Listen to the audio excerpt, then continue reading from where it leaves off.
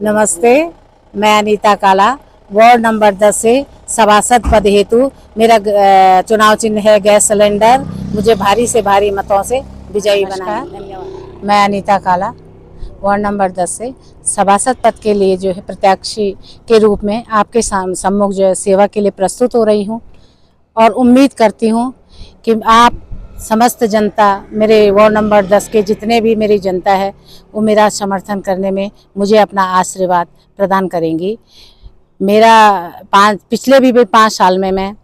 सभासद के पद में रह चुकी हूँ, मगर मेरे भाई बहनों उस समय कुछ प्राकृतिक समस्याएं कुछ ऐसी बनी, जैसे एक समस्या है कोरोना की। 2 साल हमारे कोरोना के वजह से हम लोगों के ऐसे ही इसमें ख़त्म हो गए, जिस समय हम कोई भी कार्य सुचारू रूप से अपने क्षेत्र में नहीं कर पाए। मगर मैं आप लोगों से विनती करती हूँ और वादा करती हूँ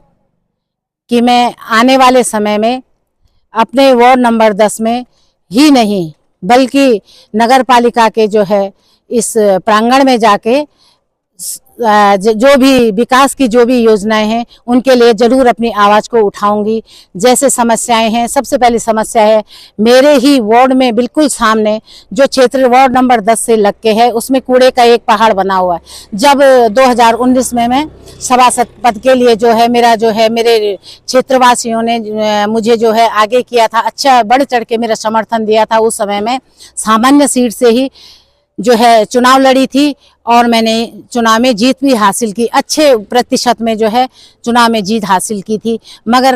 मेरे ही अथक प्रयास करने के बाद मेरे ही क्षेत्र में, क्योंकि कूड़ा जो है 9 नंबर वार्ड में जब की भूमि में रहता है और उससे जो है पीड़ित है 10 नंबर में जो मेरे वार्ड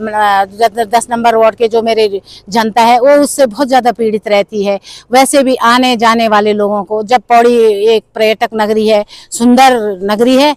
और उसको जब कोई भी पर्यटक कोई भी बाहर से कोई आता है तो सबसे पहले उसकी नज़र जो है मेरे क्षेत्र में उस कूड़े पे जाती है। तो मैं आप लोगों से एकदम वादा करती हूँ कि इस कूड़े का जो भी जिस ढंग से भी निस्तारण होगा उसके लिए मैं अथक प्रयास करूँगी और अपनी आवाज़ हमेशा बुलंद करूँगी इसके लिए। और कुछ हमारे आवारा पशु जो है रोड में घूम रहे हैं, अब वो पशु ये नहीं बोल सकते हम कि वो पशु ऐसे घूम रहे हैं, क्योंकि हमारे ही लोगों द्वारा, कुछ हमारे ही जनता है जो उनको ऐसे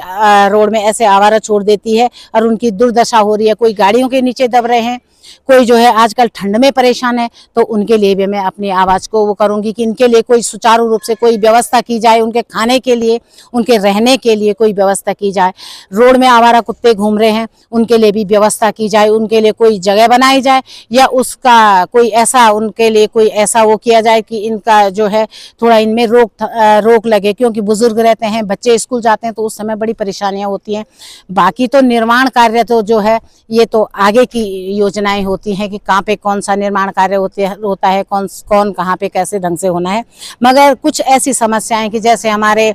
पर्यावरण मित्र हैं उनके साथ मिलके सफाई, और यदि मेरी जनता से मेरा अनुरोध ये है कि यदि मैं नगर पालिका सभासद के पद में आप लोगों का मुझे आशीर्वाद प्राप्त होगा तो मैं जरूर जो है नगर पालिका में सफाई